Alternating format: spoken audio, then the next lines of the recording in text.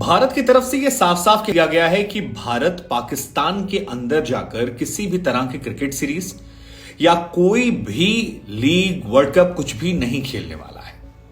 और यह फैसला इसलिए लिया गया है क्योंकि भारत और पाकिस्तान के पॉलिटिकल रिलेशनशिप जो हैं वो अच्छे नहीं हैं। कई मसलों पर दोनों देशों के बीच में विरोध है और इस विरोध और हमारी सेना का सम्मान करते हुए, जिसकी वजह से पॉलिटिकल राइवलरीज है, भारत ने अब पाकिस्तान जाने से इंकार कर दिया है। यह बयान बहुत महत्वपूर्ण इस लिहाज से हो जाता है क्योंकि शनिवार को एक महत्वपूर्ण बैठक होती है जिसमें बीसीसीआई के सेक्रेटरी जयशाह शामिल होते हैं, उधर पाकिस्तान से नजम सेठी शामिल होते हैं। और ये जो बैठक है ये दरअसल एशिया क्रिकेट काउंसिल की एसीसी की बैठक थी।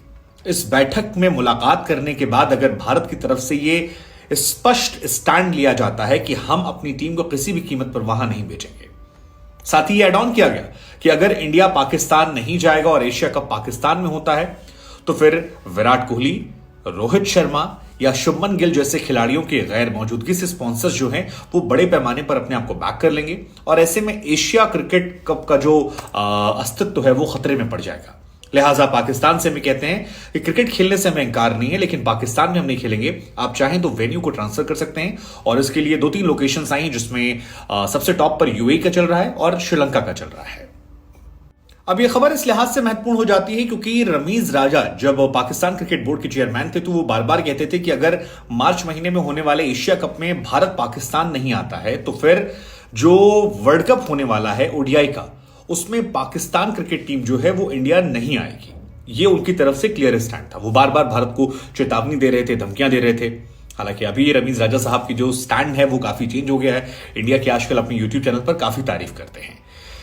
लेकिन पाकिस्तान क्रिकेट बोर्ड के जो नए चेयरमैन हैं नजम सेठी, जिन्हें शहबाज शरीफ सरकार ने आते ही अपॉइंट कर दिया था और जो थोड़े से माहिर इंसान हैं, उन्होंने जब ये पद संभाला तब ये क्लियरली कहा कि देखिए हम बच्चे नहीं और हमें क्रिकेट भी खेलनी है और हमें क्रिकेट खेलने के साथ साथ ये भी समझना है कि बाकी देश क्या चाहते हैं और पैसा, रेवेन्यू लाना, क्रिकेट खेलते रहना हमारी ये पहली प्रायोरिटी है। उसके बाद दूसरी प्रायोरिटी है कि हमारे देश में मैच हो जाए।